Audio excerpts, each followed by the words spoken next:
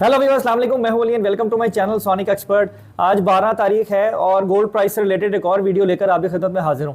देखिए, आलमी मंडी जो है वो काफ़ी नीचे चली गई है। तकरीबन $12 फी आउंस जो है वो मजीद सस्ता हुआ है सोना, जिसकी वजह से लोकल मार्केट में भी गोल्ड की प्राइस जो है वो नीचे जाएगी। आज एक और चेंज है कि जो डॉलर की प्राइस है ओपन मार्केट में, उसमें थोड़ा सा फर्क है, वो थोड़ा इजाफे की तरफ जो है वो नजर आ रही है, जबकि इंटर बैंक जो है वो मजीद 30 से 40 पैसे सस्ता हुआ है। तो इस वीक में जैसा कि आपको पहले प्रोडिक्शन की गई थी कि काफ़ी उतार चढ़ाव गोल्ड की प्राइस रहेगी, नीचे भी जाएगा। अब देखें, $30 तक के डिफरेंस तक का तो आपने अपने माइंड में रखना है कि $30 1 ट्रॉय आउंस ये नीचे जा सकता है, और लेकिन ये दोबारा 30 से 35 या $25 वापस आ जाएगा।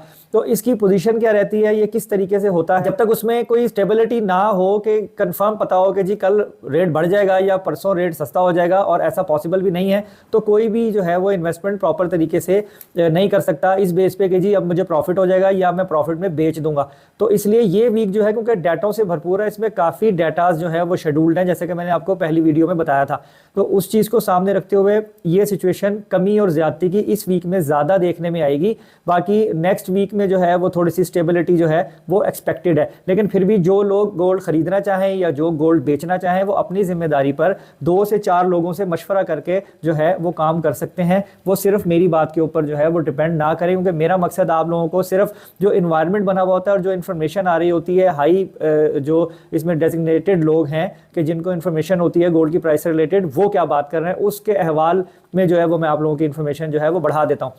तो अगर आप गोल्ड की प्राइस की बात करें तो वो जानने से पहले काइंडली चैनल को सब्सक्राइब कर लें और बेल आइकन को जरूर दबाएं, ताकि आपको आने वाली वीडियो का नोटिफिकेशन मिले। अब अगर हम गोल्ड की प्राइस की बात करें ना, तो 1 ट्रॉय आउंस जो कि $2000 पे चल रहा था, वो $1988 पर है। $1988 1 ट्रॉय आउंस पर इस वक्त आलमी मार्केट में गोल्ड की कीमत है। अगर हम लोकल की बात करें तो $2,13,000 तोला से लेकर $2,14,000 फी तोला जो है वो गोल्ड की प्राइस है। अब कहीं पे आपको 2,13,500 मिलेगा, कहीं पे आपको $2,14,000 फी तोला मिलेगा। ये फिगर देने का मकसद यही होता है, क्योंकि रेट जब ये फर्स्ट उस पर चलाते हैं ना, तो मंडी $2-3 ऊपर नीचे भी हो या कुछ खर्चे का फर्क हो, तो ये इतना डिफरेंस प्राइस में आ जाता है। लेकिन जो कीमत कैलकुलेट हो रही है वो 2.13 और 2.14 के पैरामीटर में ही है। अगर हम लोकल की बात करें तो 2.10 से लेकर 2.11 तक, और इंटर बैंक में जो डॉलर का रेट है वो 284 है, जो कि सस्ता हुआ है, और ओपन मार्केट में 285.30 जो कि थोड़ा सा महंगा हुआ है। अगर दुबई की बात करें तो $2,17,000 फी तोला जो है वो दुबई में गोल्ड का रेट बताया जा रहा है। अब अगर हम बात करें कि इन्वेस्टर हजरात क्या करें, असल में देखें बाजार में 2 तरह के क्लाइंट हैं। एक वो है जिनकी महंगी बाइंग है, जो चाह रहे हैं कि सोना फौरी तौर पर महंगा हो, या तो वो प्रॉफिट करें या फिर वो कवर अप कर जाएं अपनी प्राइस को और निकल जाएं। एक टाइप वो है कि जिनकी जो चाह रहे हैं कि जी हमने खरीदना है, सोना सस्ता हो जाए। और एक थर्ड काइंड भी है कि जिन्होंने ज्वेलरी बनानी है या कोई जेवर बनाना है या कोई ज़रूरी घर के इवेंट के लिए गोल्ड जो है वो बाय करना है।